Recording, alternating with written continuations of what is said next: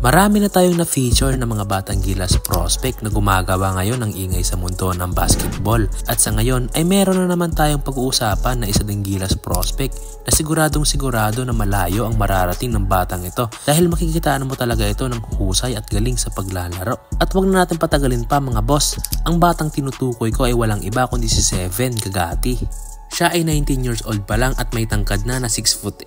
Maraming nagsasabi na maaari pa nga daw maging 7-footer ang batang ito. Ngunit hindi sigurado yan dahil meron na lang siyang 2 years para maabot ang kanyang maximum height. Pero para sa akin mga boss ay wala nang problema sa kanyang tangkad dahil ang magkaroon ng 6'8" na player dito sa ating bansa ay napakalaking advantage na yan. At isa pa ay makikita din sa batang ito na meron talaga siyang skills kaya siguradong malayo ang mararating niya sa mundo ng basketball.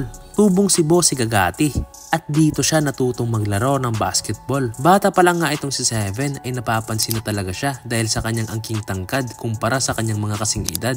Na-discover siya ng Chiang Kai-shek noong bata pa lang siya at di kalaunan ay napansin at na-recruit din siya ng LaSalle Green Hills at para dito na rin niya ipagpatuloy ang kanyang pag-aaral. Meron talagang potensyal ang batang ito. Maasahan siya mapa-opensa o depensa. Meron na rin siyang international experience noong makapaglaro siya sa Junior NBA 2018. Isa siya sa top 8 under 14 na pumunta noon sa China upang makipag-compete sa iba't ibang bansa. At dito nga ay isa siya sa mga hinangaan ng mga fans dahil sa galing na ipinakita niya. Isa din siya sa mga nanguna para irepresenta ang batang Gilas noong 2022 FIBA Under 18 Asian Championship. Meron ding nagsasabi na mahalin tulad daw siya kay Dwight Ramos dahil daw sa galawan at itsura nito. Ipinagpatuloy ni Seven ang kanyang karera dito sa Pilipinas at naglaro sa UAAP sa kupunan pa rin ng LaSalle. Ngunit di rin nagtagal ay lumipat siya sa UP Fighting Maroons noong 2023 at dito nga siya kasalukuyang naglalaro sa ngayon. Isa si Seven sa posibleng magamit ng ating Gilas Pilipinas balang araw.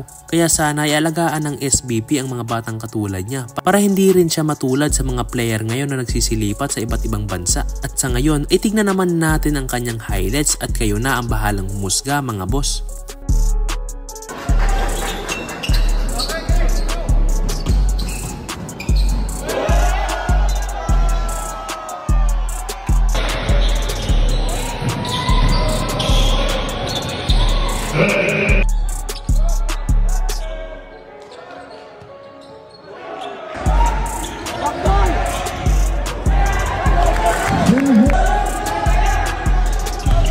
Nice one! Pataran mo, putaran mo!